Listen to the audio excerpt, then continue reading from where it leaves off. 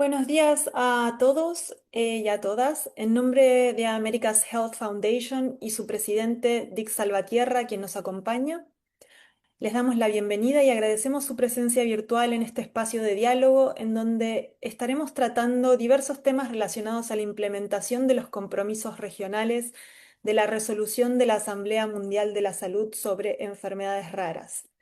Los hemos convocado en el día de hoy para dar continuidad a la conversación que iniciamos a comienzos de este año tras la aprobación de la resolución sobre enfermedades raras, seguida del foro llevado a cabo en Bogotá, Colombia, el pasado 16 de octubre, que contó con la presencia de panelistas tanto regionales como internacionales, en donde tratamos temas relacionados al impacto de la resolución de la AMS en América Latina. Un poco como background, para quienes nos acompañan por primera vez, esta resolución marcó un hito al reconocer a las enfermedades raras como una prioridad de salud global, haciendo un llamado a los países a integrarlas en sus planes nacionales de salud, a fortalecer el diagnóstico y tratamiento, a impulsar la innovación, la investigación y el acceso, y a trabajar en mecanismos innovadores de financiamiento. Los objetivos de este encuentro son varios. Primero, explicar los elementos clave de la resolución, que ya los vamos a ver reiterado varias veces en nuestros encuentros anteriores a lo largo del año y seguramente los vamos a reiterar el año que viene en las conversaciones subsiguientes, pero queremos dejar en claro de qué se trata, de qué estamos hablando. Después, analizar los impactos potenciales en los sistemas de salud en América Latina. Tercero, proporcionar una plataforma de diálogo entre expertos internacionales, regionales y nacionales. Identificar oportunidades de colaboración, apoyo técnico y alineamiento entre los stakeholders. Y avanzar propuestas concretas de implementación en la región, ¿verdad?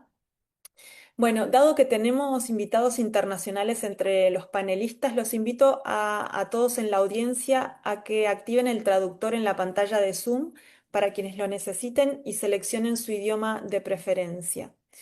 Y sin más preámbulo, para abrir la sesión me gustaría presentar a Diego Gil Cardoso, presidente de ERCAL, Enfermedades Raras del Caribe y América Latina, para que nos dé un pantallazo general y nos haga una presentación sobre el alcance de la resolución de la AMS y los puntos más relevantes de esta resolución. También nos contará un poco sobre el rol del Task Force regional, los retos y los compromisos del grupo de trabajo y un poco la implementación del mandato y el plan de acción regional. Bienvenido, Diego, gracias por acompañarnos. El micrófono es tuyo. Felicitas, muchísimas gracias. Agradecimiento especial, por supuesto, a todas las personas que nos acompañan desde todas las latitudes, no solamente de América Latina y el Caribe, sino también, por supuesto, desde Europa, Estados Unidos, que se suman a esta conversación. Y agradecimiento especial a Chef, a AstraZeneca por impulsar estas conversaciones, por supuesto, desde todas las organizaciones que hacemos parte de ERCAL, celebramos que todos estos temas tan relevantes se sigan poniendo sobre la mesa. Como bien dijiste, Felicitas, nosotros iniciamos esta conversación ya desde hace varios meses y creo que es importante para quienes no conocen acerca de esta resolución y se están sumando por primera vez a esta conversación, tanto como para los que ya han estado en otros espacios, en otros escenarios donde hemos hablado del tema, retomar algunos elementos que son muy importantes y actualizarnos frente a cómo se está desarrollando este trabajo desde el punto de vista regional. Entonces, voy a conversar un poco acerca de lo que es la implementación de estos compromisos regionales de la resolución de enfermedades raras. Y aquí quiero tomar como referencia algunos slides que hemos utilizado junto con Rare Diseases International en todo lo que tiene que ver con este trabajo que inició desde hace muchos años. Esta es una resolución que se adoptó el 24 de mayo de 2025 en el marco de la 78ª Asamblea Mundial de la Salud, fue aprobada oficialmente con una resolución que propuso la República Árabe de Egipto y España. Y otros países se sumaron a copatrocinar esta iniciativa y que por supuesto fue muy importante para poder conseguir su adopción. En total fueron 41 Estados miembros los que impulsaron esta conversación y también se conformó, eso es muy importante mencionarlo, una coalición global de organizaciones, más de 270 organizaciones de la sociedad civil que impulsaron que esta adopción se pudiera realizar. Aquí ven en un pantallazo de lo que fue, de lo que es este documento de resolución que está disponible también en español, en portugués, en inglés. La resolución se llama Enfermedades raras, una prioridad de salud mundial para la equidad y la inclusión. Y está el post que colocó Rare Diseases International justamente compartiendo este hito que es supremamente clave para la comunidad global de enfermedades raras, entendiendo que si bien las políticas, o más vale, las resoluciones no se traducen directamente en acceso, ¿sí? Sí generan un compromiso, invitan a un compromiso de los Estados miembros y por supuesto habla de unas solicitudes expresas al director general de la Organización Mundial de la Salud para avanzar en reducir esta inequidad que tienen muchas personas con enfermedades raras y también la falta de inclusión, no solamente desde el punto de vista de salud, sino también a nivel social. Esta resolución, que es un documento de 9 páginas, es un documento que en sus primeras 5 páginas habla de los derechos que reconoce la población de enfermedades raras. Entonces va a ser muy usual cuando quienes la lean, se van a dar cuenta que existen, por ejemplo, algunos verbos, se habla de que se reconoce, se recuerda, se destaca, se hace hincapié, ¿sí? En cosas que ya se vienen trabajando, ¿sí? Y es el reconocimiento, ¿sí? De estos derechos y de estas necesidades y las expectativas de la población que vive con enfermedades raras, no solamente los pacientes, sino también su red de cuidado. Las siguientes páginas, estoy hablando de un documento de 9 páginas, pero que de la página 5 a la 8 habla justamente de a lo que se le insta a los miembros, a los Estados miembros, que son estos compromisos. Ahí habla de 6 numerales, ¿sí? Donde especifica cuáles son esas peticiones para los diferentes Estados miembros de la Asamblea Mundial de la Salud. Posteriormente, en la parte final del documento, se habla ya de las peticiones expresas al director general. Aquí vemos como los 5 bloques de los temas más relevantes de lo que involucra la resolución. Es integrar las enfermedades raras en las políticas y la planificación, fortalecer sistemas de salud, mejorar la calidad de vida de las personas que viven con enfermedades raras. Y aquí estamos hablando, vuelvo y repito, no solamente temas asociados a la salud, sino también a todo lo que tiene que ver con inclusión social. Estamos hablando de educación, de cultura, recreación, deporte, vivienda, acceso a servicios públicos básicos, generar conciencia ciudadana, impulsar la investigación, no solamente para el diagnóstico, sino también para el tratamiento y promover la equidad. Estos son como los bloques más importantes de esta resolución. Algo muy, muy clave y es que ya les había mencionado que una resolución de este nivel, digamos que no se traduce directamente en acceso a lo que necesitan los pacientes y las familias, sino que esto tiene que estar cimentado en un plan de acción global y esa es justamente la petición que se le hace al director general de la OMS, y es que haya un plan de acción global de 10 años sobre enfermedades raras. Aquí Rare Diseases International nos muestra como un pantallazo de un plan de acción global a 10 años específicamente para epilepsia y otros desórdenes neurológicos. Hay camino que ya se ha trazado con otras condiciones, pero en el caso de enfermedades raras eso es lo que buscamos, ¿sí? Y ahí vamos a tener un trabajo muy importante todas las regiones, ¿sí? A nivel global. Son como los pasos clave, ¿sí? Antes de iniciar la conversación, para que los tengamos muy, muy claros. Los Estados miembros de la Asamblea Mundial de la Salud en un periodo de 2026 a 2028, ¿sí? Tienen una participación fundamental. La OMS tiene que redactar el marco de 10 años, es decir, ese plan de acción global. Pero para poder redactar ese documento, ¿sí? Que se debe adoptar en el año 2028, ese plazo de esos 2 años, del 2026 al 2028, tiene que incorporar esos aportes de la sociedad civil en las diferentes regiones. Entonces ahí es donde va a cobrar mucho valor la participación de todos los stakeholders regionales, particularmente en América Latina y el Caribe. Debemos estar muy atentos a aportar, contribuir, ¿sí? Desde el conocimiento, desde la experiencia, desde el expertise, ¿sí? Proponer para poder alimentar ese documento que se va a posteriormente en el 2028 se espera que se presente a la Asamblea Mundial de la Salud y que sea adoptado. Ese es el propósito. Entonces, Muy, muy importante que tengamos claro ahí, un trabajo colaborativo, colectivo en el periodo 2026-2028. 2028 se presenta para que se adopte por parte de la Asamblea Mundial de la Salud. Ahí deben haber unas conversaciones en ese plazo, 2026 a 2028, un proceso consultivo, sociedad civil y por supuesto a través de Rare Diseases International que, digamos, articula estos esfuerzos en lo colectivo. Deben haber unos procesos de consulta con OMS, ¿sí? Para hablar de esta formulación, retroalimentarla y que llegue ese documento y se adopte. Posteriormente ya vienen los procesos de presentaciones de los informes de progreso. Entonces está establecido que para el 2030 va a ser la presentación del segundo informe del progreso de los avances en la implementación de la resolución posterior a la adopción en el año 2028. Hablemos un poco ahora de lo que significa el marco de participación desde la sociedad civil. Rare Diseases International juega un papel fundamental acá, incluso desde la parte previa a la adopción de la resolución, porque ha generado una propuesta de trabajo de grupos de trabajo regionales, ¿sí? Estamos hablando de grupos de trabajo por cada una de las regiones de la OMS.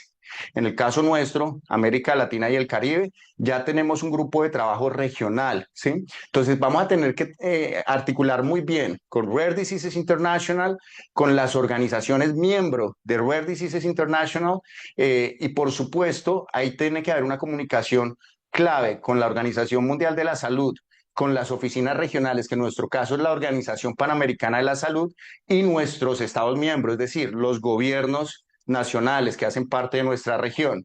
Y esto tiene que también tener una comunicación fluida con todos los socios globales, estos socios estratégicos, ¿sí? Y esa coalición que ya está constituida y que necesita fortalecerse para que garanticemos que todas esas necesidades y expectativas que tenemos como población se vean claramente reflejadas en ese plan de acción global, ¿sí?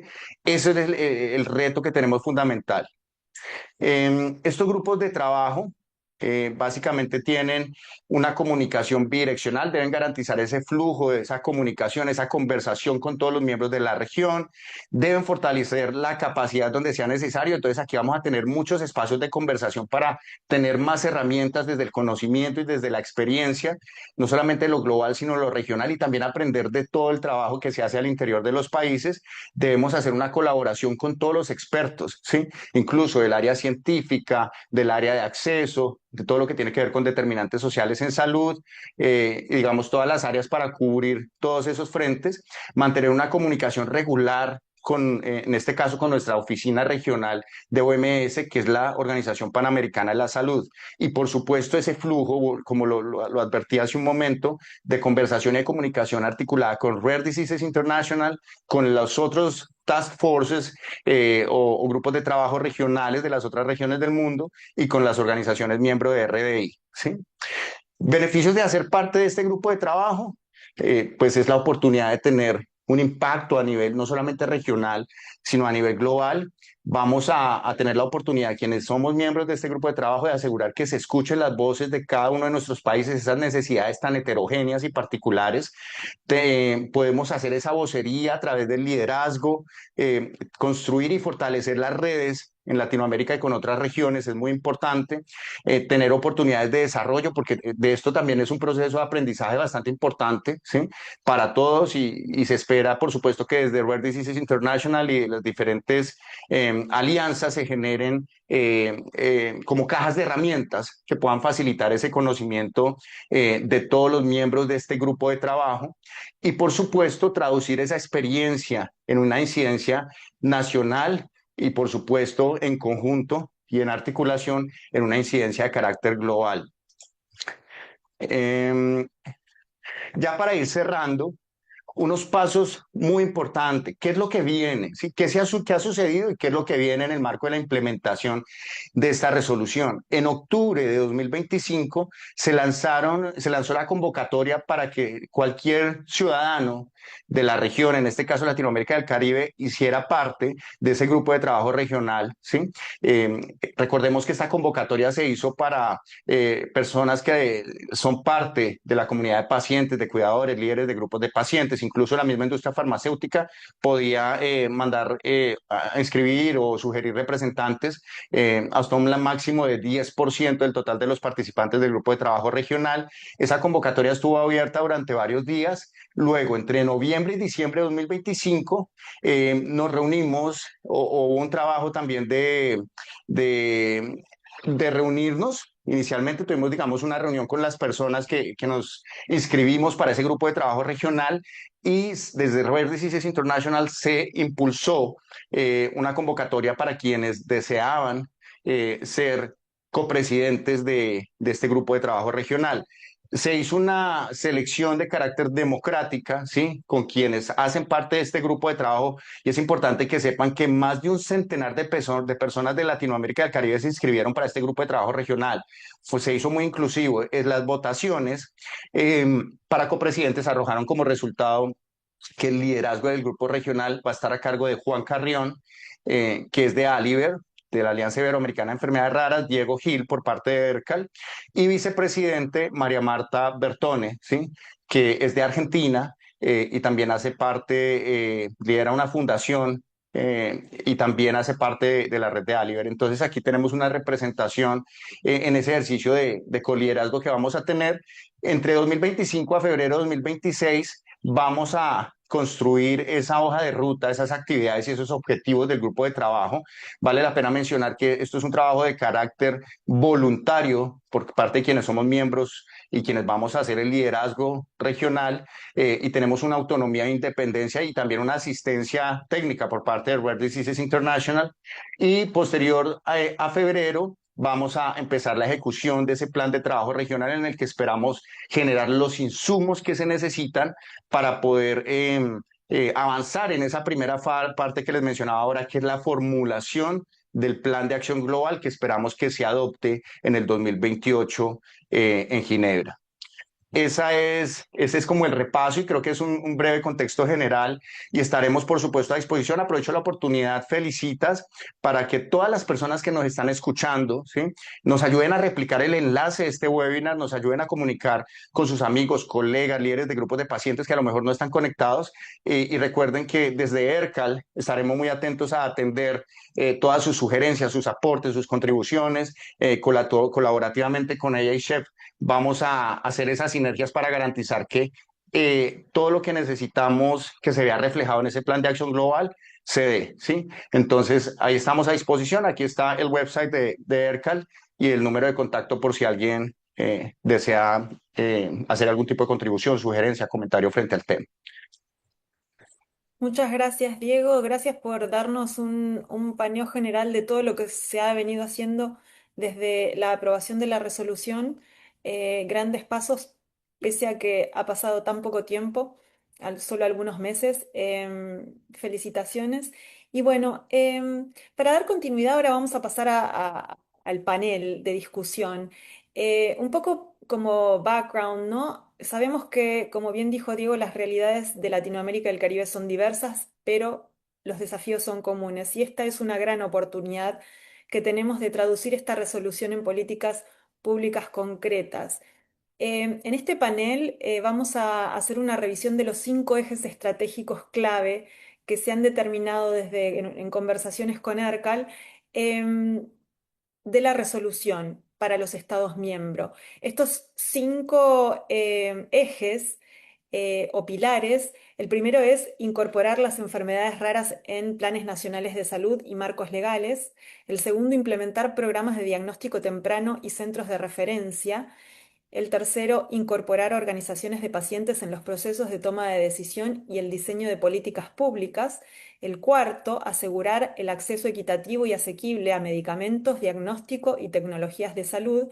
Y el último, generar registros nacionales interoperables con los sistemas internacionales. Esta es la base de nuestra conversación que hemos delimitado como em, lo más importante para tratar y para esto me da mucho gusto presentar a este panel de grandes expertos de distintos backgrounds y experiencias, expertise, un panel representativo no solo a nivel de la región, sino también, o sea, geográfico, sino también de los stakeholders estratégicos y tomadores de decisiones de la región. Y sin más, voy a presentarlos a todos antes de comenzar la discusión. Me da mucho gusto presentar a Deborah Bellon, que es Lead Strategic Engagement de Rare Disease International, RDI. A Tony Daher, fundador de Casa Hunter. A Diego Gil Cardoso, no hay que presentarlo. Muchas gracias por estar acá, Diego. A la doctora Alicia Ferreira, adscripta de la ministra de Salud Pública y copresidente del Fondo Nacional de Recursos del Uruguay. Iliara Borges, presidente de FUPIER, la Federación de Enfermedades Raras del Uruguay. A la doctora Carla Bisotti, directora del Hub de Innovación en Políticas de Salud y Equidad de la Universidad Nacional de San Martín y ex ministra de Salud en Argentina del 2021 al 2023. El doctor Alejandro Gaviño, presidente de la Asociación Mexicana de Genética Humana. Y al doctor Gustavo Rosell, asesor de prestación integral de servicios de salud de la Organización Panamericana de la Salud. Bienvenidos a todos y gracias por acompañarnos. A mí me gustaría comenzar la conversación con Debra para dar una perspectiva internacional, global, de este tema, estos temas. Desde tu perspectiva, ¿cómo puede Latinoamérica fortalecer la colaboración entre los múltiples stakeholders para avanzar en la implementación de esta resolución?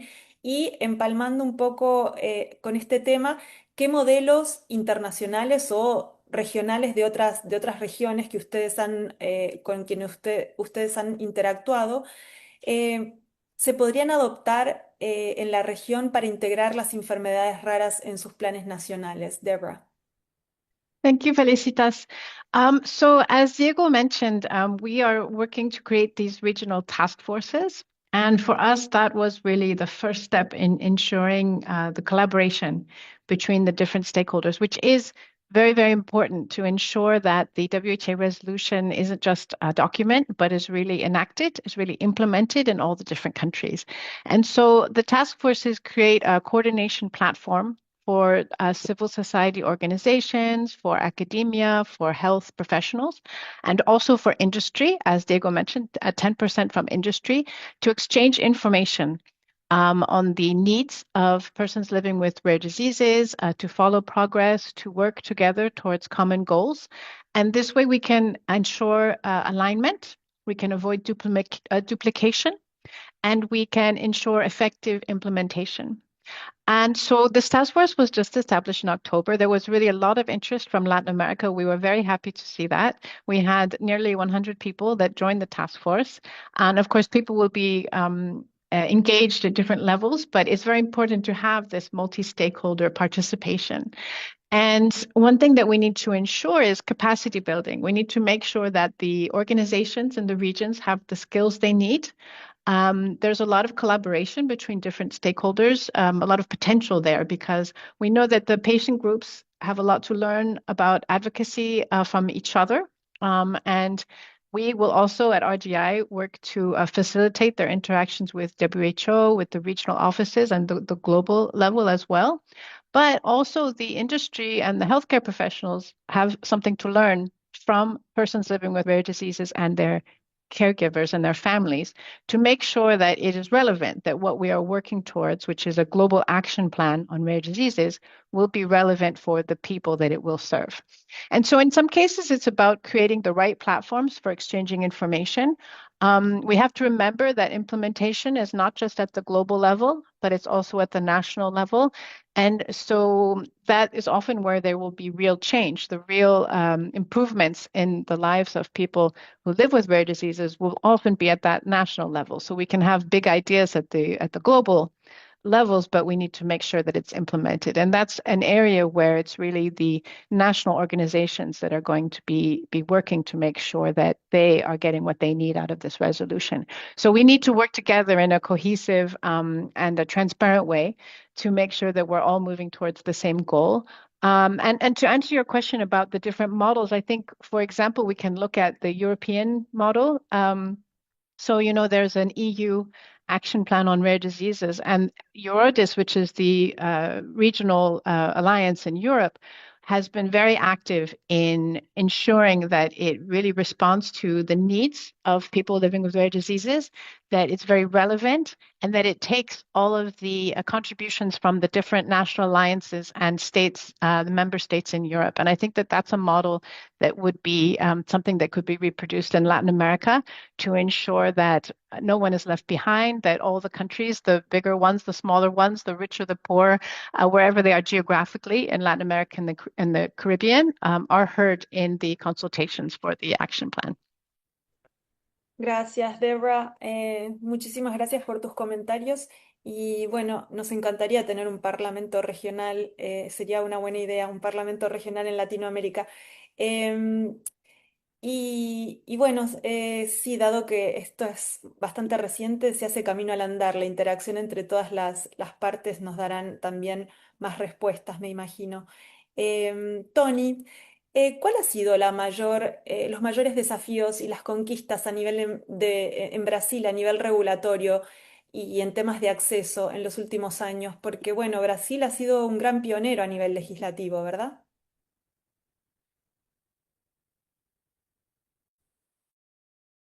Olá a todos, um grande prazer estar aqui com todos vocês. Obrigado pela pergunta. Nós tivemos muitos desafios no Brasil e a partir da nossa experiência da Casa Hunter, os desafios de equidade enfrentados pelas pessoas com doenças raras na região ainda são profundos e estruturais. O primeiro e mais evidente é a desigualdade no acesso ao diagnóstico. As chances de uma criança chegar ao diagnóstico variam muito, né, enormemente de acordo com a região onde ela vive, sua condição socioeconômica e o nível de preparo do sistema de saúde local. Como vocês sabem, o Brasil é muito grande, por isso nós temos essa diferença regionais. Essa assimetria gera atrasos de anos, aumenta a gravidade clínica e impõe um enorme custo emocional e financeiro às famílias. O segundo desafio é o acesso desigual ao tratamentos e terapias inovadoras. Em muitos casos, o acesso depende do estado, do hospital ou até do grau de informação da família. As terapias avançadas genéticas, enzimáticas ou de precisão chegam de forma muito desigual, criando uma verdadeira loteria entre quem consegue e quem não consegue tratamento. Outro ponto crítico é a ausência de centros de referência integrados, que força as famílias a peregrinarem por um sistema fragmentado, infelizmente, sem coordenação, sem acompanhamento multidisciplinar adequado e sem continuidade do cuidado, né? Então, por fim, persiste uma baixa participação efetiva dos pacientes e organização nos processos de decisão. Apesar dos avanços, ainda entramos tarde nos debates que definem políticas, protocolos, avaliação econômica, prioridade de financiamento e inclusão de novas tecnologias no sistema de saúde. Agora, eu acho assim, que também tivemos avanços na área reguladora, né? Especialmente a Anvisa. Não sei se vocês sabem que a Anvisa foi a primeira agência, né, da América Latina que se integrou às agências do ICH, né? São as mais reconhecidas do mundo. A México também, nos últimos anos, ela fez parte, né? Mas a Anvisa ela faz parte do ICH desde 2019. E em 2017, graças a um movimento de advocacy liderado pelas associações de pacientes e da federações aqui, nós conseguimos ter duas resoluções que garantiram priorização dos processos para as doenças raras, seja na área de pesquisa, seja na área de registro. Foram a Resolução 204 e 205. E também em 2018, também graças ao nosso trabalho, a Casa Hunter, que trouxe as primeiras terapias avançadas para o Brasil, a Anvisa criou uma nova resolução, número 260, específica para as terapias avançadas. Tá? Em 2019, tivemos mais uma resolução que colocou os critérios de aprovação das terapias avançadas no Brasil, a resolução 338. Então, nós tivemos um avanço muito importante na área de regulação. Muchas gracias, Tony. Es muy interesante la historia de los avances en Brasil. Dado que tenemos poco tiempo, estuvimos muy concisos en las preguntas sin respuestas, pero gracias por tu aporte, Tony. Doctora Ferreira, desde la experiencia uruguaya, ¿cuáles son los desafíos más críticos que enfrentan los sistemas sanitarios al implementar políticas para enfermedades raras y qué condiciones se necesitarían para incorporar las raras en marcos legales y planes nacionales de salud de manera sostenible, ¿no? Sostenible y sustentable en el tiempo? Uruguay tiene un sistema nacional integrado de salud ya desde el año 2007 y que se financia a través de un Fondo Nacional de Salud y también de rentas generales. Y además tiene un fondo eh, complementario al FONASA, que es el Fondo Nacional de Recursos, del cual yo desde marzo soy presidenta alterna, o sea, represento a la ministra de Salud en el fondo, en la comisión honoraria del fondo, y el Fondo Nacional de Recursos, su misión o su función es financiar de una forma universal, es decir, gratuita y universal para toda la población uruguaya, aquellos tratamientos costosos, muy complejos y también aquellos medicamentos que son de alto precio, de alto costo, para que lograr el acceso universal. Dentro de esos más de 60 tratamientos que financia el Fondo Nacional de Recursos, financia algunos medicamentos para algunas de las enfermedades raras, como por ejemplo el Gaucher, la enfermedad de Fabry, Hunter, la atrofia muscular espinal, la fibrosis quística, que entonces los pacientes que son portadores de estas enfermedades tienen la posibilidad de recibir un tratamiento de por vida, si es necesario, en forma gratuita. Lo otro que tiene Uruguay también desde hace tiempo, pero ahora integrado al Sistema Nacional Integrado de Salud y al Fondo Nacional de Recursos, es el centro, que es el CRENADESER, que es el Centro de Defectos Congénitos y Enfermedades Raras, que depende del Instituto de Seguridad Social, del Banco de Seguridad Social, que en el 2024 se transformó en un centro de referencia nacional financiado por el Fondo Nacional de Recursos.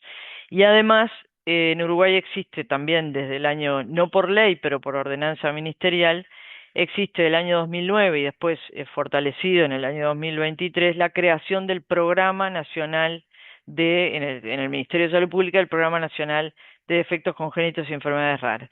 O sea que uno, si une todas esas cosas que yo dije, podría decir, bueno, en Uruguay tiene bastante resuelto el tema del acceso y el tema del seguimiento a través del CRENADESER. Sin embargo, sigue siendo un desafío la sostenibilidad, porque el Fondo Nacional de Recursos tiene un presupuesto finito, obviamente acotado. La medicación para estas enfermedades es de las más costosas y aunque son pocos pacientes, justamente tiene el desafío de poder sostener. Lo otro que es importante es que también desde hace varios años Uruguay tiene a través del Banco de Previsión Social una pesquisa neonatal. Es decir, el Uruguay, a través de que es obligatoria, gratuita y universal, a través de sangre, una gotita de sangre del recién nacido, de todos los recién nacidos de Uruguay, se busca detectar 29 enfermedades genéticas o metabólicas. Ya se van aumentando casi todos los años y entonces se detecta en el momento de nacer si ese niño puede llegar a tener o va a tener alguna de las enfermedades raras. Con lo cual, creo que en Uruguay estamos bastante avanzados en este sentido, pero de vuelta, sigue siendo un desafío el financiamiento en el sistema de salud, pero también incluso el seguimiento después de la edad adulta, en la edad adulta. Muchísimas gracias, doctora. Interesante todo lo que se está haciendo en Uruguay. Bueno, dado que es un país pequeño y con también, bueno, todos los países tienen recursos limitados, pero bueno, en países pequeños los desafíos son más grandes. Me gustaría pasar a Iliara, em, dado que estamos hablando de Uruguay, desde las asociaciones, desde tu asociación de pacientes, la Federación de enfermedades raras en Uruguay. ¿Cómo piensas que se puede asegurar que la voz del paciente sea considerada dentro del diseño y la implementación de las políticas nacionales? ¿Y cuáles han sido las estrategias más efectivas para mejorar la colaboración entre gobierno, todos los stakeholders? No los voy a repetir. Liliara. Buenas tardes a todos. Bien, en Uruguay los desafíos comienzan quizás por ser un país más pequeño y tener una menor cantidad de pacientes, la población ser más pequeña, tenemos muchos desafíos aún que nos enfrentamos como organización de pacientes, como representantes de la sociedad civil. Los desafíos comienzan muchas veces con la formación médica, la falta de conocimiento clínico sobre las enfermedades raras en el primer nivel de atención, lo que retrasa el diagnóstico y muchas veces genera un peregrinaje médico de las familias que desgasta emocionalmente y económicamente a las familias. Aunque existe el centro Crenadecer, como dijo la doctora Alicia, su alcance aún es limitado y no siempre articulado, porque no cubre a todas las enfermedades raras que existen en el país. Los principales vacíos incluyen acceso desigual a las pruebas genéticas, lo que muchas veces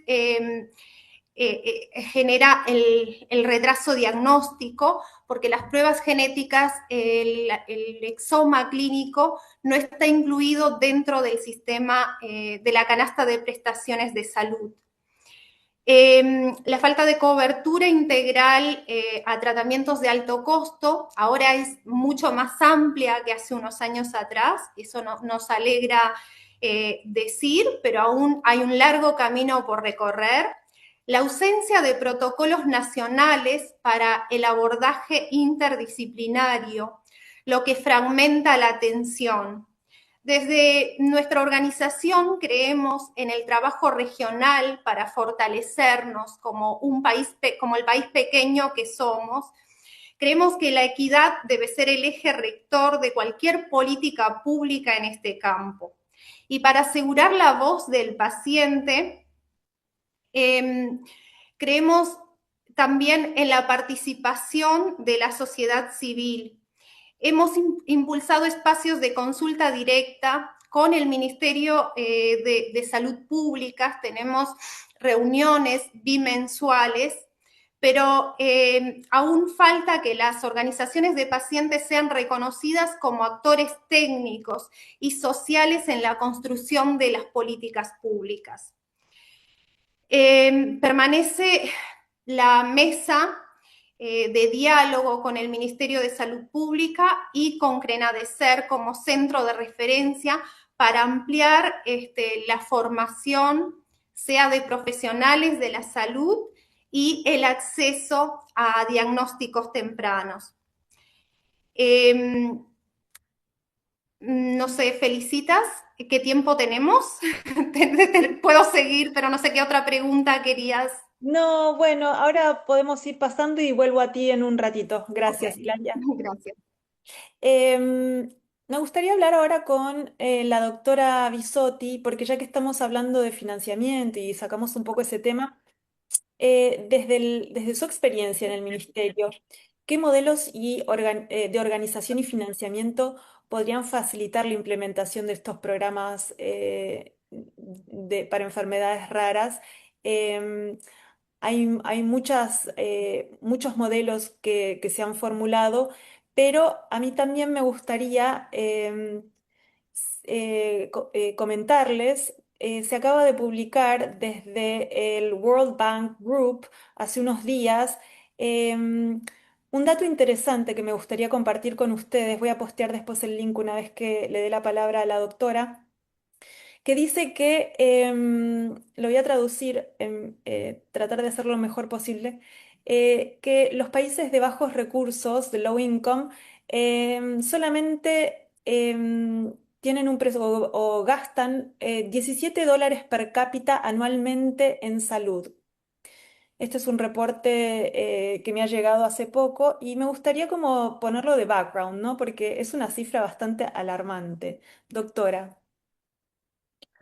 Sí, ¿qué tal? Buenas tardes o buenos días, depende de dónde estemos cada uno y cada una. Saludar a Felicita, saludar a todos los participantes y agradecerles la invitación y también agradecerles que tomen este tema, ¿no es cierto? Porque tiene realmente mucha relevancia. Se dijo, pero es muy, muy importante ponerlo en palabras. Esta resolución es un hito, pero empieza un desafío muy grande que es que llegue a las personas que lo necesitan. Entonces, por eso es tan importante trabajar y poder pensar en este sentido.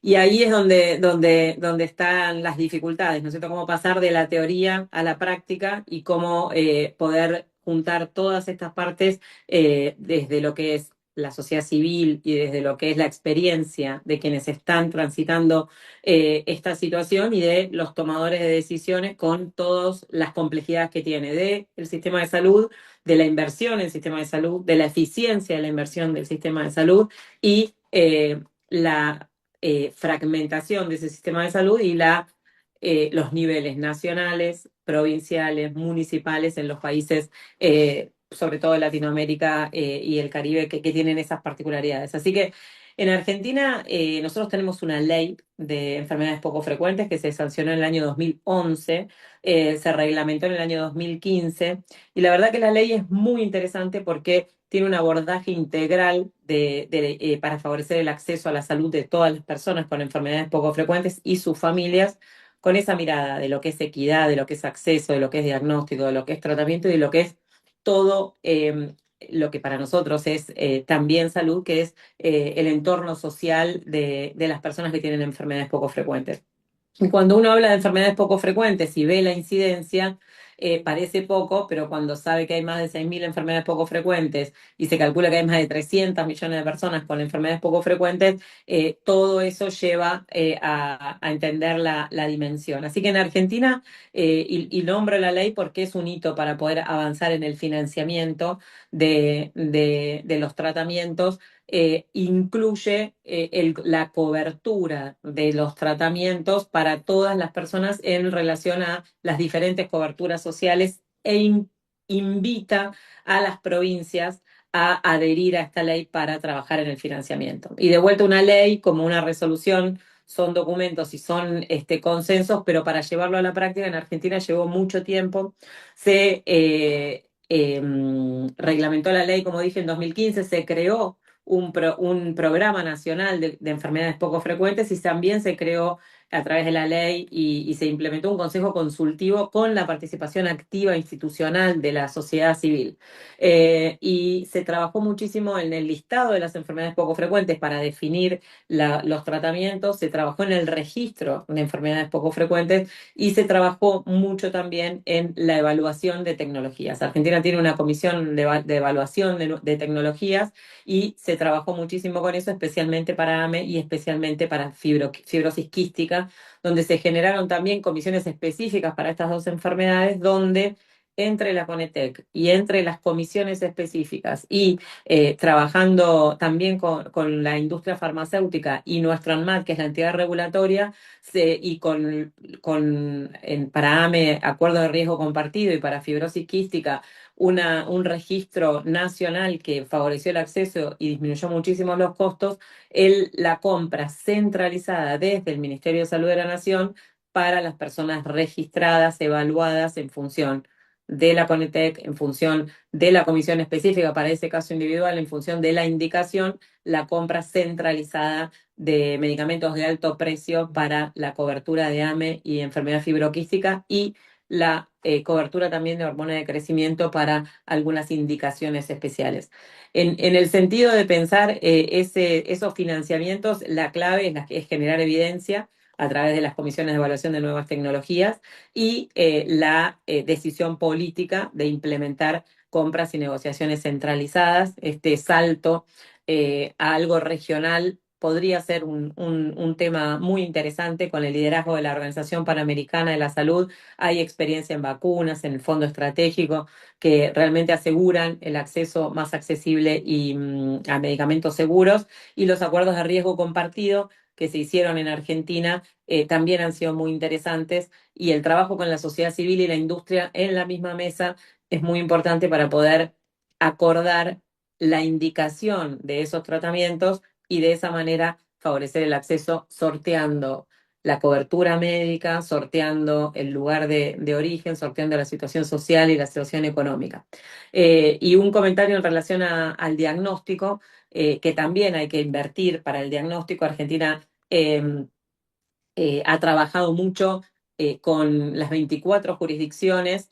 Ya tenemos para diciembre de 2023 teníamos 24 referentes por provincia, se generaron mesas de trabajo en las provincias y se generó una red genómica de diagnóstico de enfermedades poco frecuentes, también financiados los insumos desde el Ministerio de Salud de la Nación a través del ANLIS Malbrán, que es nuestro instituto de referencia. Así que es realmente, digamos, muy largo y muchos temas. El acceso a los medicamentos de alto precio es uno de los ejes, pero atrás viene muchísimo trabajo de todas las instancias como para favorecer ese acceso. Así que es evaluación de tecnologías, compra y negociación centralizada, acuerdos de riesgo compartido y articulación con los subsectores y con las provincias. Muchas gracias, doctora.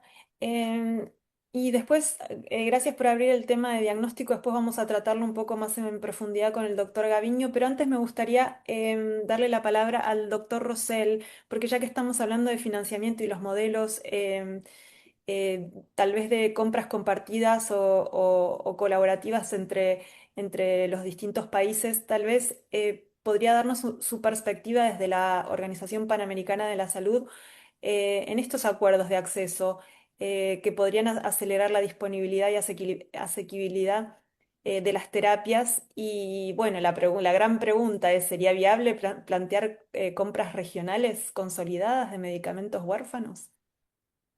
Muchísimas gracias. Tengan ustedes muy buenos días. Un saludo desde la Organización Panamericana de la Salud. Es un tema muy amplio, es un tema que a nosotros nos compromete porque es parte de fortalecer el acceso de las personas a los servicios de salud, pero como usted bien dice, no solamente son servicios de salud, sino las tecnologías adecuadas. Lamentablemente nos falta todavía mucha investigación, no solamente son los medicamentos que están disponibles, sino que tenemos que desarrollar plataformas de investigación para poder llevar un tratamiento y un manejo adecuado a los pacientes. Respecto a su pregunta específica, nosotros tenemos una amplia experiencia en la región con medicamentos de altísimo costo. Como usted sabe, el cáncer, las enfermedades de diferente tipo, entre ellas principalmente las enfermedades raras, son de alto costo. Entonces se necesitan estos acuerdos de riesgo compartido y contratos basados pues, en resultados que pueden ser un instrumento importante, ¿no? Para poder mejorar el acceso y desde luego nosotros creemos que sí es factible, es cuestión de obviamente ponerse de acuerdo y trabajar en ello. Para vincular este pago, ¿no? A desempeño y manejar la incertidumbre también, que es muy importante en nuestros servicios, no solamente en el tema de medicamentos, sino como ya lo han mencionado quienes me antecedieron, que los gobiernos asuman desde la perspectiva del aseguramiento o de fondos específicos. Creo que experiencia hay bastante en Uruguay que nos están acompañando, pero también la generación de otros países de los fondos que sirve justamente para financiar los medicamentos de alto costo, lo que llamamos los gastos catastróficos, ¿no? Entonces yo creo que es muy importante y es muy coherente que se trabaje en ese sentido y creo que desde nuestra perspectiva de OPS podemos colaborar para ampliar esta gama de medicamentos que pueden ser utilizados.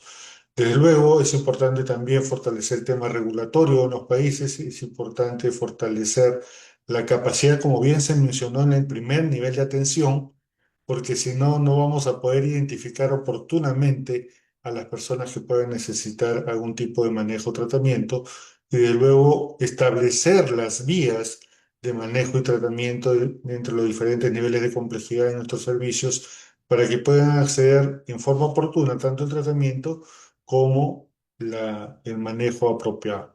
Entonces yo creo que hay una serie de elementos que sirven como engranaje para poder finalmente hacer que las personas puedan tener un diagnóstico oportuno, un manejo adecuado y un acceso a los medicamentos, como usted me preguntó. Muchísimas gracias, doctor Rosell. Y es un breath of fresh air, como dicen en inglés, buenas noticias en todo caso que nos haya compartido, que hay voluntad para generar estas compras consolidadas y trabajo regional. Me gustaría pasar ahora al doctor Gaviño. Y hablar un poco, sí, sobre el diagnóstico y la experiencia en la región. ¿Cuál es la situación actual en la región? ¿Cuál es la brecha más significativa? Usted forma parte de la Red Latinoamericana de Genética Humana. Cuéntenos un poco sobre su trabajo y, bueno, un poco también, me imagino, desde su rol en México.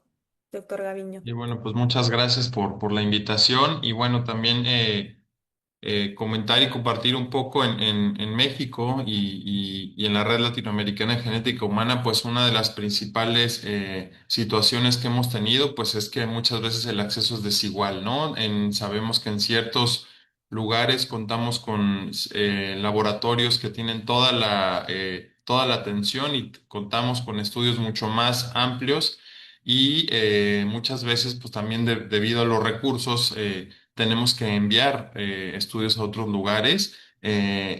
Uno de los elementos que por ahí decía la doctora Ferreira, que me gustó mucho, es el estudio del tamiz, ¿no? Creo que el estudio del tamiz metabólico es la base para todo.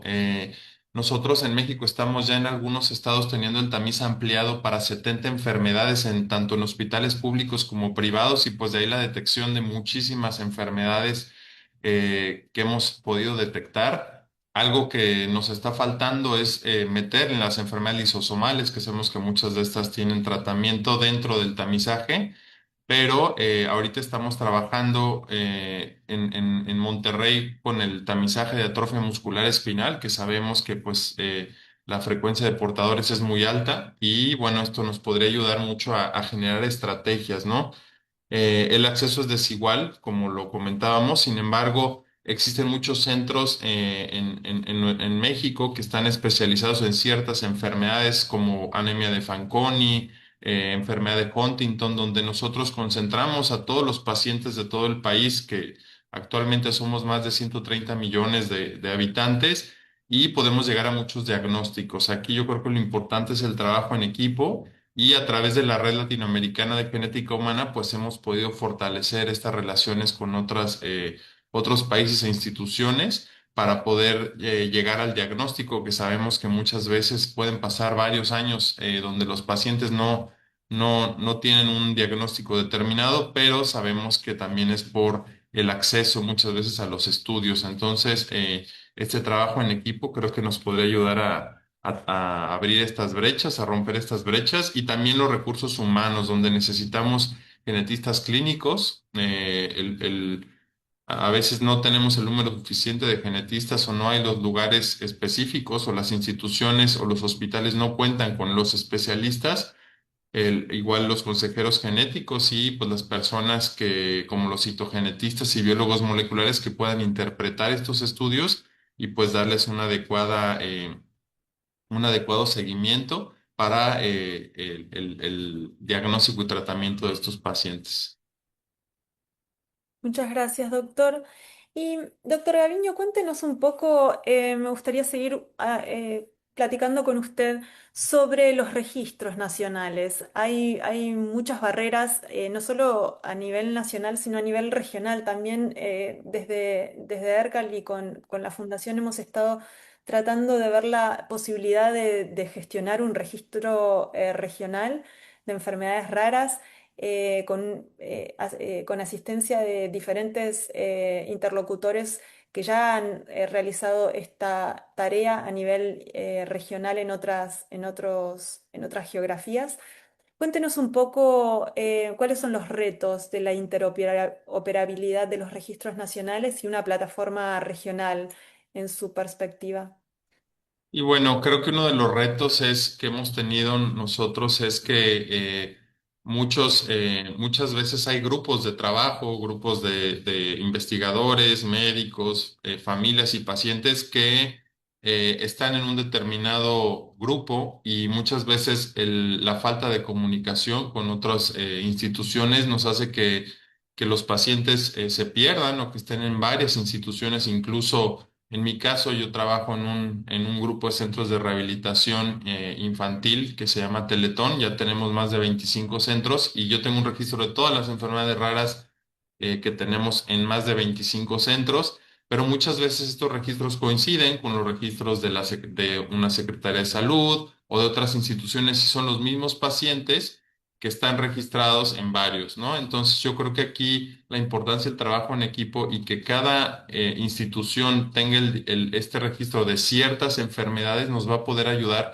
a realmente tener una estadística significativa para poder determinar cuántos pacientes hay de cada patología y que no sean pacientes que están, digamos, dentro de varios registros. Entonces, sí tenemos hubo un tiempo que se contó con este registro a nivel de la Secretaría de Salud, luego este registro pasó un tiempo sin tener nuevos cambios y es algo que hemos estado tratando de retomar para dedicarlo al diagnóstico de los pacientes.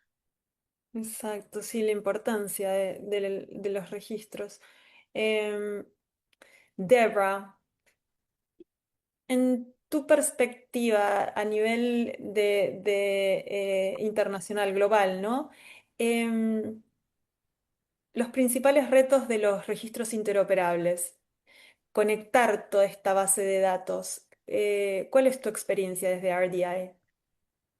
So this is something that is a really complex issue because you have so many different types of registries, so many different coding systems, and we have seen that it's more difficult to ensure the participation of low and middle income countries in registries.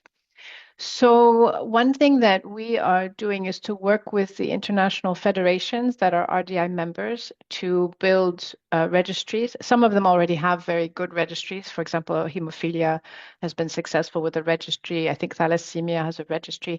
But we want to learn from their experience so that they can help other international federations create a registry. And this, of course, is a really big challenge for the ultra rare conditions.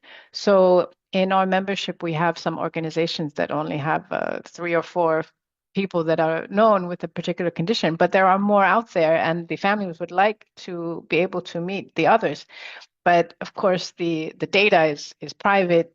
It's difficult to be able to share, and so we need to create systems where people are able to connect, but without creating issues of privacy, violating privacy laws and things like that. So one thing that we are doing is to try to create a toolkit that can be used by different organizations that would be adaptable to the different frameworks, to the different legal frameworks in their location, but also to their different conditions. And so the idea would be to facilitate the creation of registries and to provide expertise and peer-to-peer knowledge between organizations so that an organization that would like to start a registry can have the resources that they need. And RDI would be kind of a bridge between the different organizations, and there would be something more cohesive between the different groups so that there would be more interoperability. But I think that one thing that's important is for the data to be held in these cases by the patient organizations. So that's why we're trying to empower them to be able to create their own registries and to manage their own registries. But I think that this has relevance also at the regional level because we need to have cooperation between the condition-specific organizations creating registries and the national and regional registries because there's going to, of course, be overlap. And I think that the challenge for a regional alliance is to be able to reach all of the patients that are isolated in different areas in one hospital or another, but to be able to bring the data all together under one umbrella where it's most useful.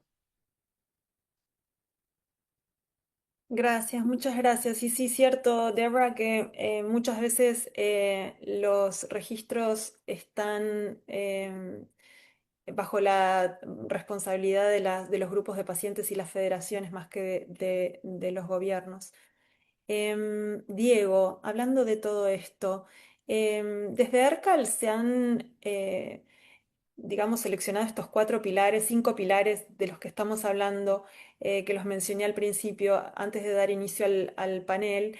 Em, ¿Qué te parece? ¿Cómo desde el Task Force regional, cómo se puede garantizar que todas estas prioridades estén incluidas dentro del marco legal de los planes nacionales y qué puede hacer el Task Force para fomentar estas prioridades, la importancia de estas prioridades, ¿no? Bueno, yo creo que la mejor forma de poder garantizar que las prioridades van a quedar incluidas en el plan es, por supuesto, a través de las contribuciones que hagan los representantes, los miembros en cada uno de los elementos de estas prioridades dentro de esa propuesta, ¿sí?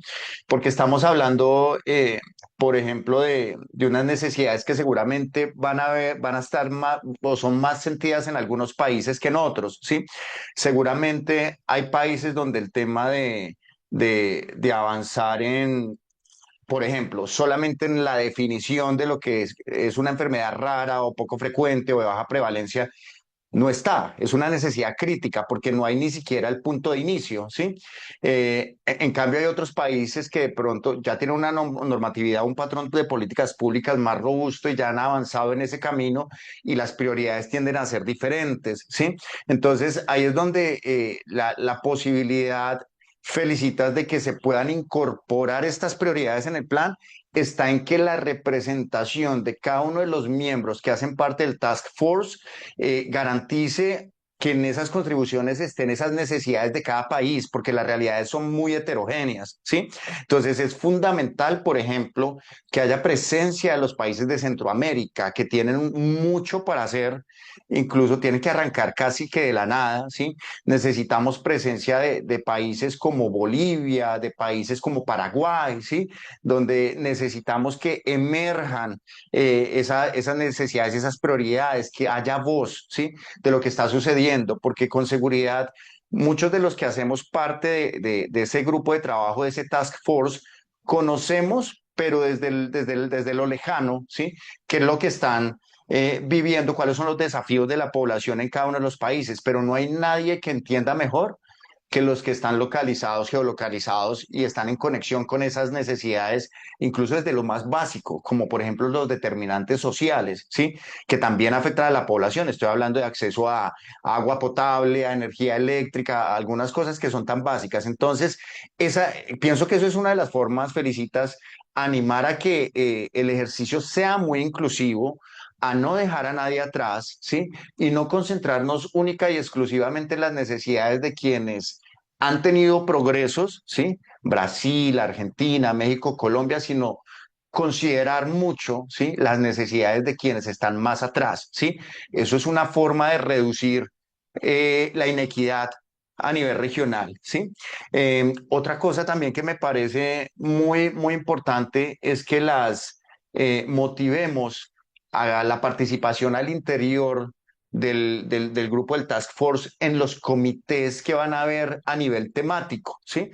Porque no todo el Task Force se va a enfocar en trabajar en todas las necesidades del plan, ¿sí? Nosotros nos vamos a dividir en ejes temáticos en donde seguramente habrá, todavía no lo hemos determinado porque estamos en el proceso de definir esos temas, esos pilares también, pero van a haber con toda seguridad algún comité que se tenga que encargar específicamente, por ejemplo, de los retos de la detección temprana y el diagnóstico. Ahí es donde es fundamental, por ejemplo, la participación de los clínicos, de los investigadores, ¿sí? De quienes están trabajando en los centros de referencia, en estos centros de experticia, ¿sí? Hay otro comité que seguramente tendrá que abordar los temas de sostenibilidad financiera y de financiamiento. Ahí debemos entusiasmar a que los expertos en estos temas de sostenibilidad, de temas de alternativas innovadoras o recursos, cómo podemos obtener recursos de forma, digamos, innovadora, ¿sí? Alternativa o mecanismos innovadores de acceso también es relevante. Entonces, ese es el llamado, ¿sí? A que los expertos en cada una de las dimensiones puedan aportar, hacer las contribuciones en cada uno de los ejes temáticos, porque no todos somos expertos en todos, ¿sí? Seguramente en el comité que estará encargado de todos los temas sociales, la voz de los pacientes, de los cuidadores y las familias va a ser fundamental porque no hay nadie más experto en esos retos, en esa cotidianidad, en ese día a día, ¿sí? Que las mismas familias, ¿sí? Y que pueden dar cuenta de qué es lo fundamental, no solamente en temas de salud, sino cuáles son las dificultades en poder sentirse más incluidos en la sociedad, más activos, ¿sí? Y lo mencionaba un poco como al principio, cómo pueden tener acceso a educación inclusiva, que eso es algo fundamental, cómo pueden tener acceso a oportunidades de empleo, de emprendimiento, a cultura, a recreación, a deporte, ¿sí? Porque esta resolución no solamente plantea abordar temas relacionados con salud, sino uno de los elementos fundamentales de esta resolución, y por eso marca un hito, es que va más allá de la salud, ¿sí? Piensa en las personas que viven con enfermedades raras como personas que deben estar más activas dentro de la sociedad, y pone el ojo también en personas que son muy importantes, que son los cuidadores, que los tenemos muy descuidados, ¿sí? Entonces, creo que esas serían como las formas, por supuesto, Felicitas, de poder garantizar que estos pilares estén bien reflejados. La comunicación va a ser fundamental, la articulación, ¿sí? El entender que en medio de esa diversidad también tenemos un ejercicio de priorizar como región, ver cómo estamos, con qué contamos, qué experiencia y qué progreso hay, ¿sí? Involucrar a quienes de pronto están más aislados y menos posibilidades han tenido de avanzar, pero por supuesto entender en medio de toda esa heterogeneidad que hay prioridades que debemos, en las cuales debemos trabajar como región, ¿sí? Y no todo se puede abordar al mismo tiempo, ¿sí? Todo tiene que ser un camino de carácter progresivo. Gracias. Una pregunta. ¿Cómo va a ser la convocatoria de estos comités consultivos? ¿Va a ser voluntaria? ¿Va a ser por invitación? Bueno, la conformación de estos comités, antes de la conformación de los comités, desde la copresidencia y la vicepresidencia del Task Force, vamos a plantear unos pilares fundamentales en los cuales, o unos ejes temáticos, ¿sí? Eso esperamos tenerlo este mes de diciembre, que muy seguramente esos ejes temáticos van a estar estructurados con base en los puntos principales de la resolución, ¿sí? Una vez socialicemos con el Task Force esos ejes temáticos, vamos a hacer una convocatoria abierta a los miembros del Task Force para que se involucren, ¿sí? O se inscriban, no solamente en un comité, sino en dos, tres comités. Son libres de escoger la temática donde quieran aportar. Por supuesto, no solamente dependiendo de su expertise, sino también de la disponibilidad de tiempo que tengan cada uno, porque entendemos que cada uno pues tiene sus propias responsabilidades aparte de su participación en el Task Force, pero va a ser una participación abierta, ¿sí? Y yo creo que esperamos de aquí al mes de enero, entre diciembre y enero, ya haber lanzado esa convocatoria para la participación en esos comités específicos. Ok, gracias, Diego. Doctora Bisotti, desde su experiencia en el Ministerio de Salud, ¿cuáles son los pasos más realistas y de mayor impacto para que los países de la región incorporen efectivamente las enfermedades raras en sus planes nacionales?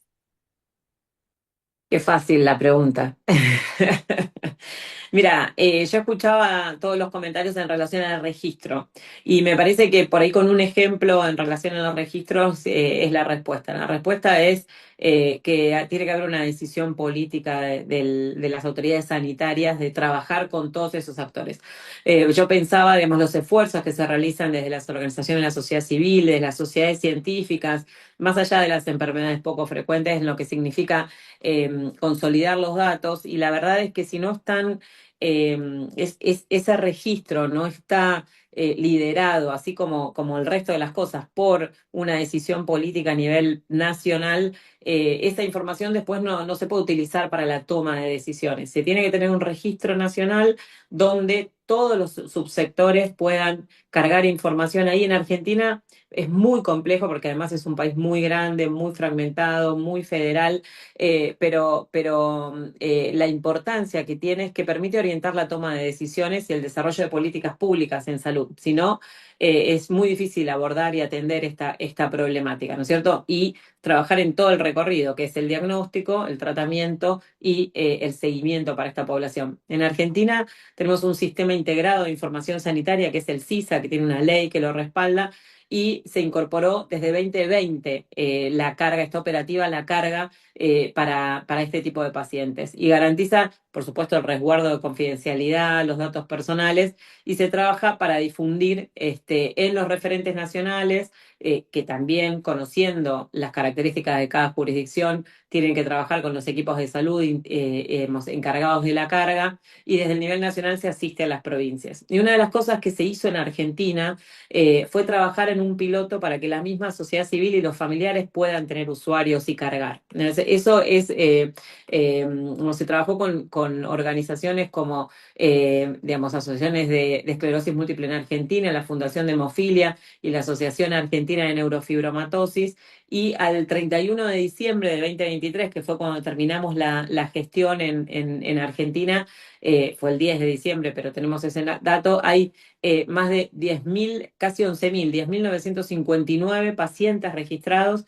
95 usuarios activos, 24 provincias, las 24 provincias registraron pacientes, hay 539 establecimientos con pacientes registrados y 869 diagnósticos con al menos un registro. Se ve la curva desde 2020 hasta 2023 realmente ascendente, llegando a los 11.000 registros. Bueno, ese es un poco...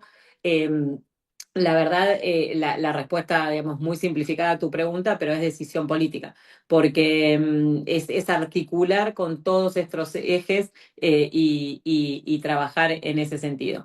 Sí me parece que una resolución de la Organización Mundial de la Salud de estas características tiene una incidencia en los países, y por supuesto que el liderazgo de la Organización Panamericana de la Salud en la región también lo tiene, y el rol que tiene la sociedad civil en casi todos los casos, pero en este en particular, es muy importante para lo que se fue diciendo, ¿no es cierto? La incidencia política, el trabajo con el ámbito legislativo para que se puedan realmente generar las leyes, digamos, que le den un marco legal y una responsabilidad, digamos, al Estado, el trabajo con la comunicación que se dijo recién para poder, primero, hacer conocer los derechos, porque los derechos que no se conocen no se ejercen desde la comunidad, y trabajar en esa demanda a las autoridades sanitarias y a las autoridades políticas, porque ahí también los ministerios de Economía tienen un rol muy importante. Hay veces que los ministerios de Salud no tienen suficiente poder de decisión en los casos en que tiene un impacto financiero, digamos, presupuestario tan alto. Entonces, trabajar en todo para que la decisión y el liderazgo lo tomen los países. Lo mismo que los registros regionales. Si no pasan a través de los países, es muy difícil que un país se pueda involucrar, porque no puede tomar las decisiones porque no tiene su propio registro. Entonces, lo que hay que hacer es invertir mucho tiempo y energía y estrategia en que los países puedan avanzar en el camino, de la mano de los países que tenemos un camino recorrido, y ahí está la colaboración y el panamericanismo y el rol de las instituciones, pero siempre pensando que si no participan los ministerios de salud de los países, la sustentabilidad y el impacto que va a tener todo ese esfuerzo es menor. Sí, gracias, doctor. Y me gustaría resaltar un punto que siempre hablamos de voluntad política, pero usted empezó a hablar también de la voluntad de todos los stakeholders, no solamente los políticos. Sí, es un punto muy relevante porque hay muchos otros tomadores de decisiones también. Doctora Ferreira, todo esto de los marcos políticos y la incorporación en los planes nacionales de salud tienen un costo. Cuéntenos usted, ¿cómo afecta todo esto en la toma de decisiones internamente dentro de los ministerios, dentro bueno, de la relevancia en todo caso de incorporar toda una estructura y un marco legal a los planes y a los presupuestos, ¿no? De los fondos?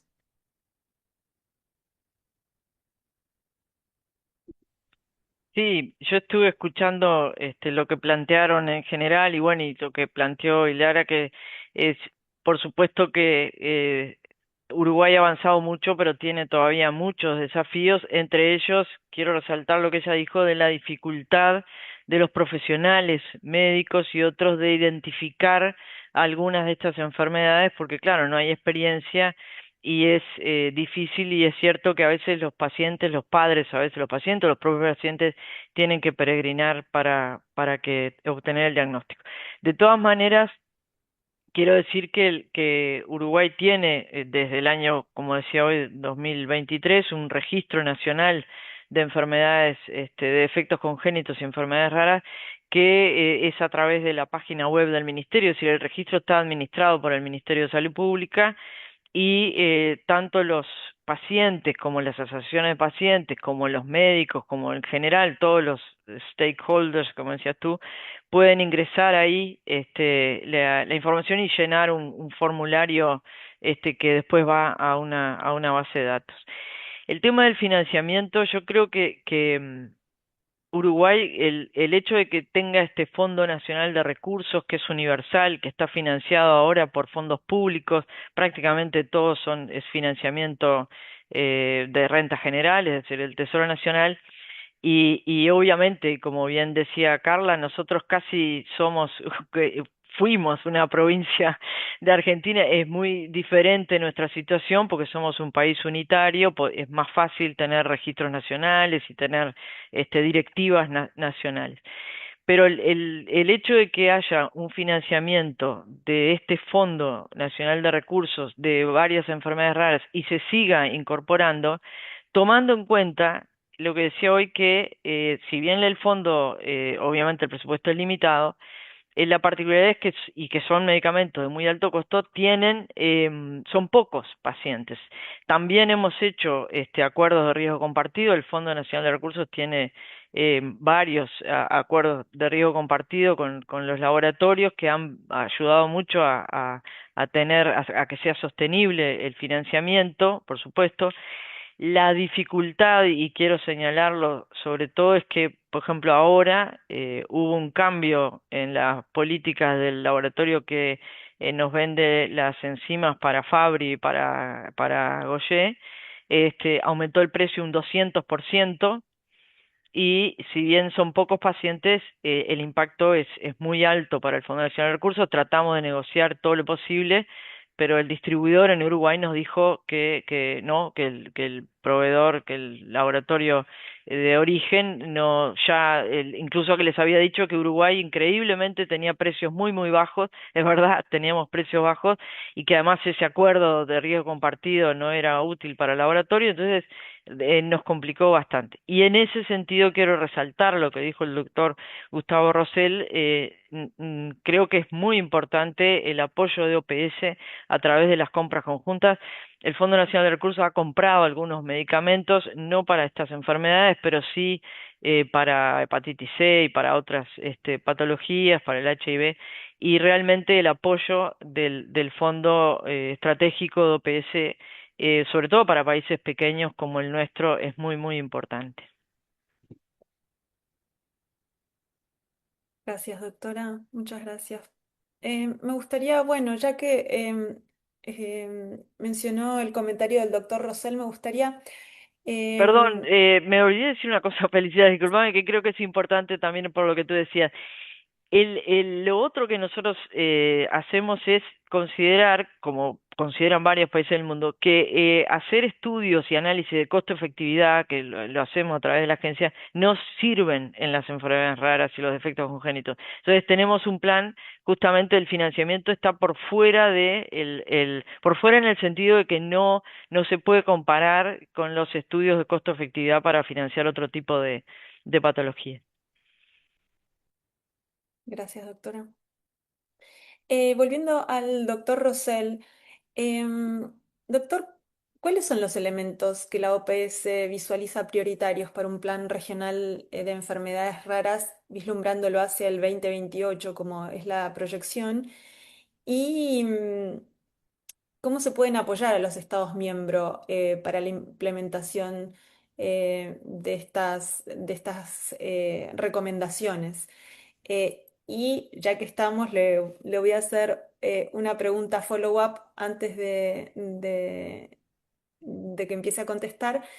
Em, ¿Qué hitos y métricas considera clave para monitorear este avance una vez que se avance en los planes nacionales y la formulación de las recomendaciones? Bien, muchísimas gracias. Es un tema muy amplio que discutir y Sí, muchas seguramente preguntas. en esos grupos de trabajo habrá que ver las prioridades, ¿no es cierto? Pero desde luego desde la organización nosotros venimos implementando todo un trabajo de integración de servicios que es muy importante porque definitivamente tenemos que cerrar competencias.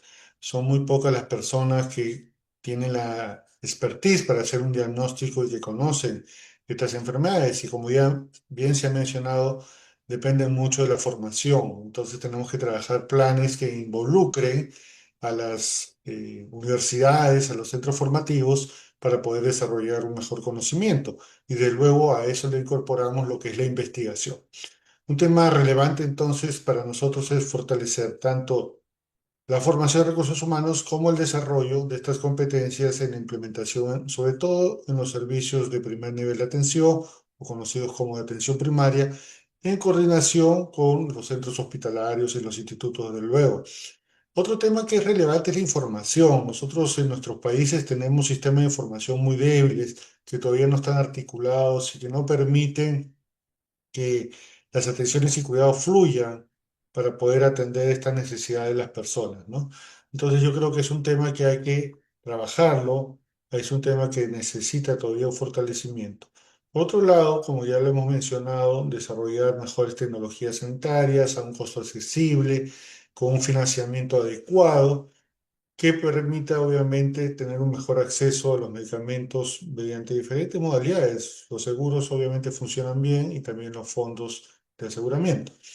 Por otro lado, contemplar en este plan lo que es la gobernanza y la participación social, ¿no? Las personas que viven con enfermedades y sus organizaciones deben estar en el centro del diseño y la implementación de estas políticas que se han mencionado y tenemos muy buenos ejemplos de trabajo participativo, dependiendo de cada país, porque hay países donde sus espacios de colaboración son los mismos ministerios, en otros son las superintendencias que velan por los derechos de los pacientes, en otros son los mismos seguros o seguros sociales o cajas o como se llamen, donde hay una participación efectiva, pero también en espacios de desarrollo político.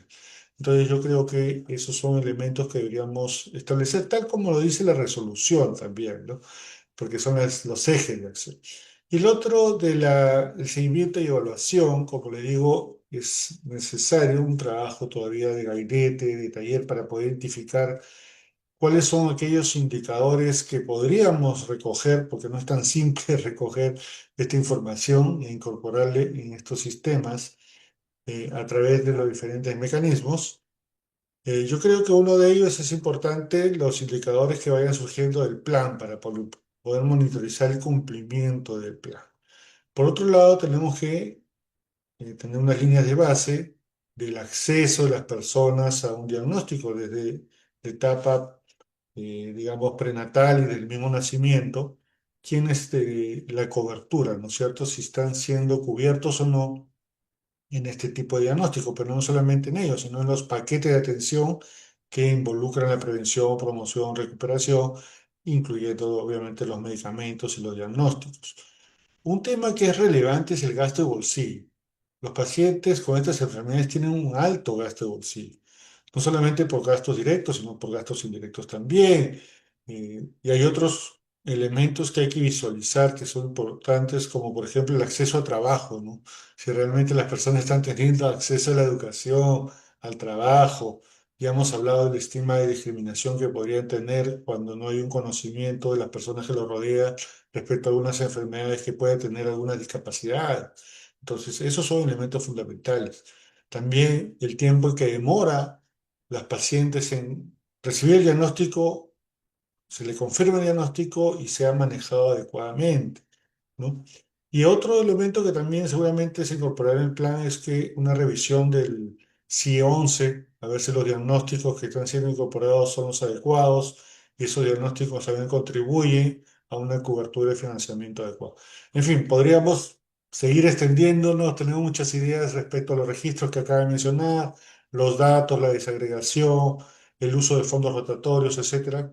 Pero creo que hay muchos elementos que pueden ser incorporados y podemos llegar al 2028 con un plan bastante robusto y que sea, como bien dice, un inicio para que se mejore el acceso, porque una resolución, como bien lo han mencionado, no es que inmediatamente todos los países se movilizan tras el cumplimiento, sino que hay que hacer toda una movilización, empezando por una mejora en el conocimiento.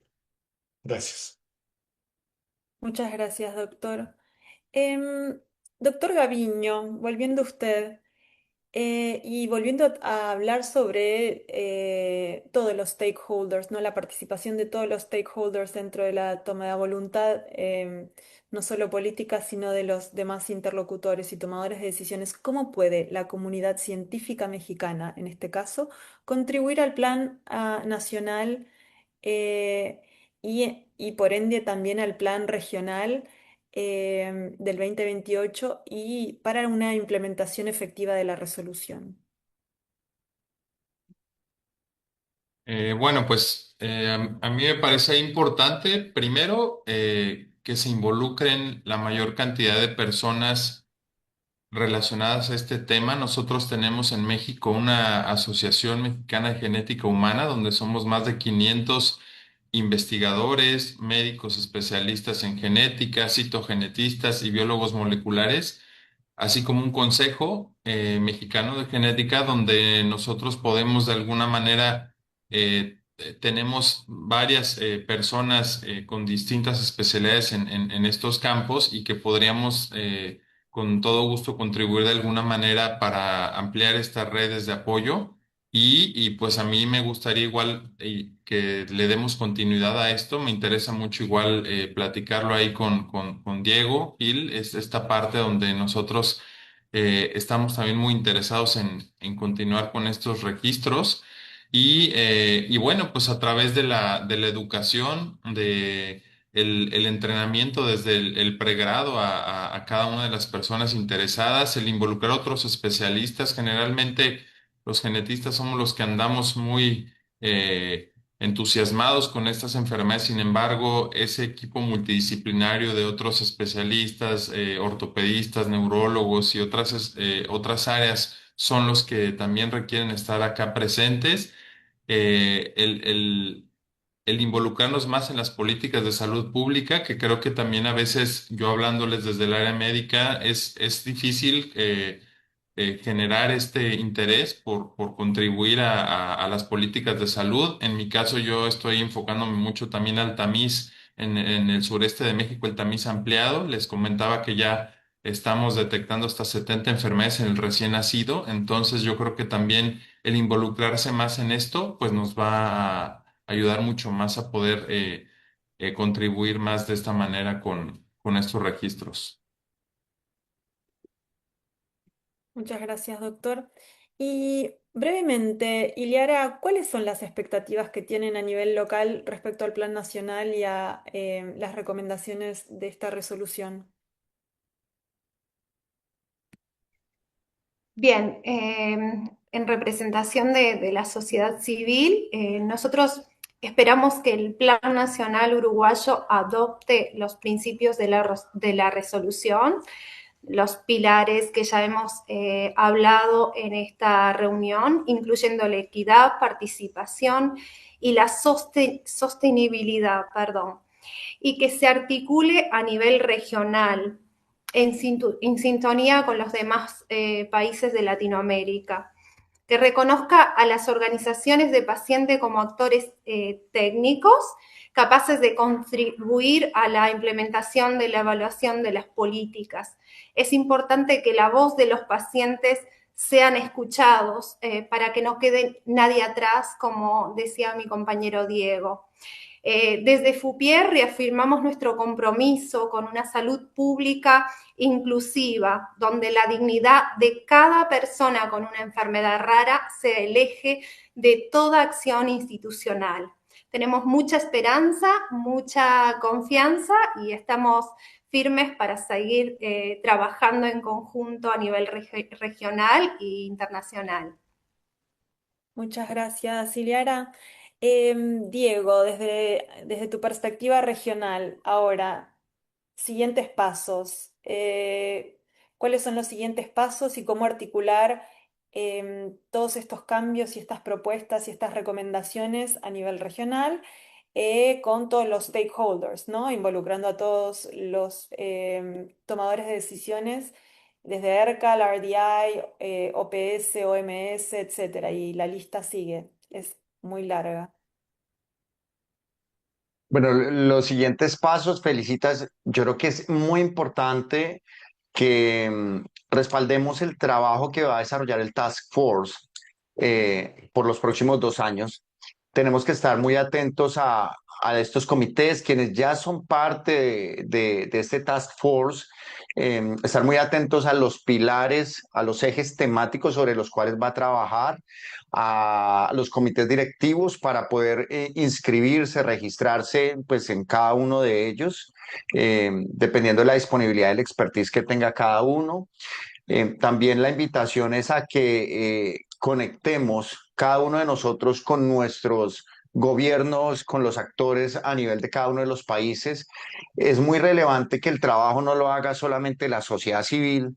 Tenemos que tener esa comunicación fluida y permanente con nuestros gobiernos, con los responsables de la toma de decisiones, informando sobre el trabajo, también requiriendo información que pueda ser de utilidad para la construcción del plan, porque esto tiene que ir en doble vía, es requiriendo información también a los gobiernos, pero también brindando esa información a las discusiones que se requieran.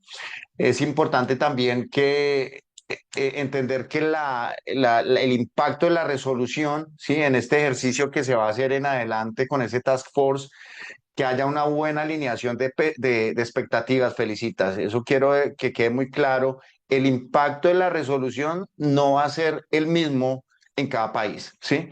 Entonces, eso como punto de arranque es fundamental y que también en esos próximos pasos seamos multiplicadores de esto que está sucediendo, de este hito, porque hay personas, instituciones que con seguridad todavía no conocen ni el alcance de la resolución, ni sus pilares, ¿sí?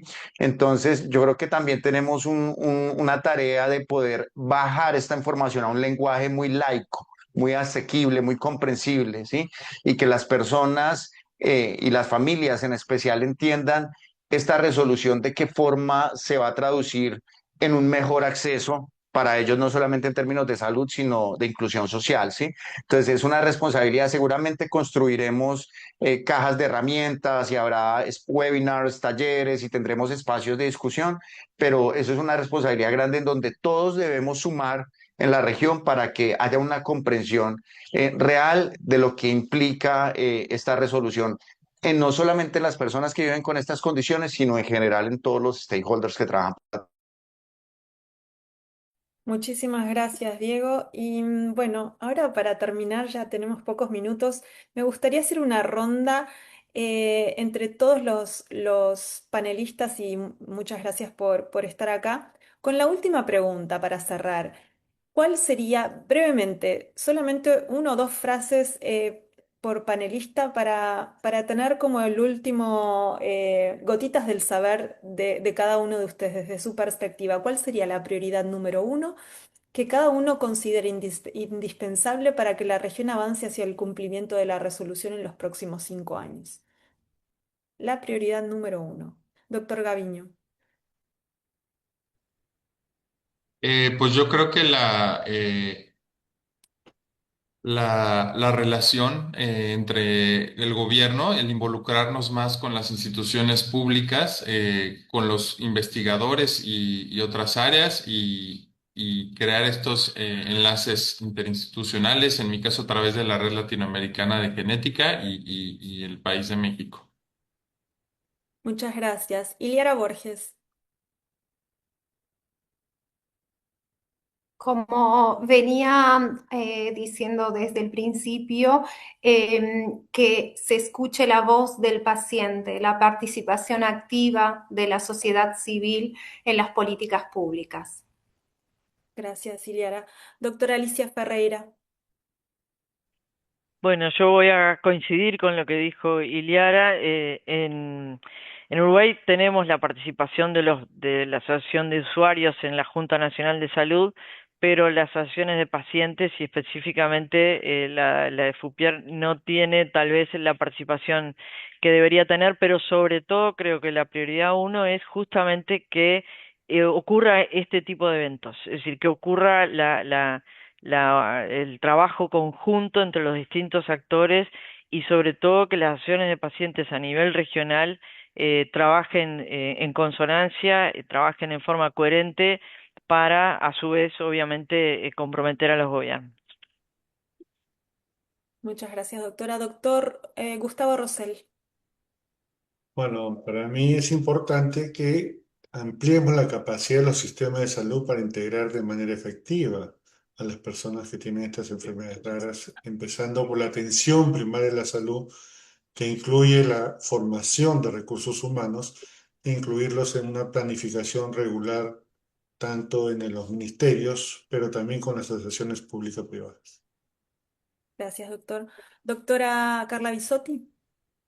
Bueno, yo te diría que depende de dónde se parte, ¿no es cierto? Porque ahí se tiene que definir, dar una respuesta única para una región tan heterogénea, pero te diría que sentarse en una mesa común a trabajar en conjunto y que no es que hay que inventar estructuras nuevas, sino saber que leyes, programas, reglamentaciones, registros integrados, compartir experiencias entre distintos países, tener datos accionables, porque sin datos no se pueden tomar registros, decisiones públicas, decisiones en salud pública, prioridades claras y escalables, trabajar en la participación del paciente como eje operativo y trabajar en la cooperación regional. Me parece que desde donde se parta se tiene que trabajar, pero sin una mesa con todos los actores lideradas por una autoridad sanitaria y trabajando con una visión regional, es más difícil. Muchas gracias, doctora.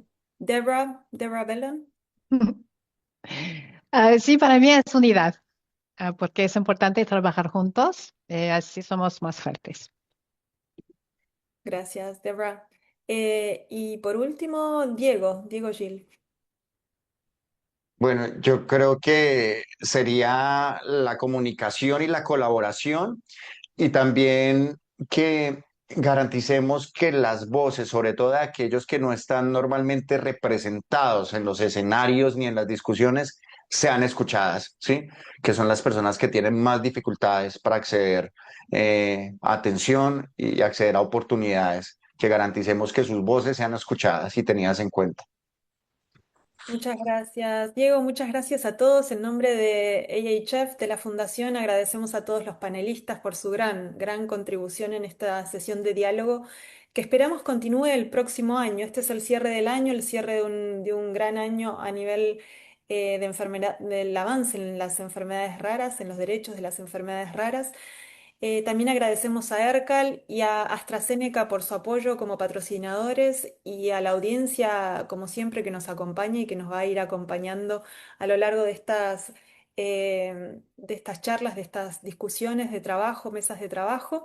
Les deseamos a todos un muy buen fin de año y esperamos verlos en el 2026 continuando esta ambiciosa agenda de trabajo conjunto. Muchísimas gracias.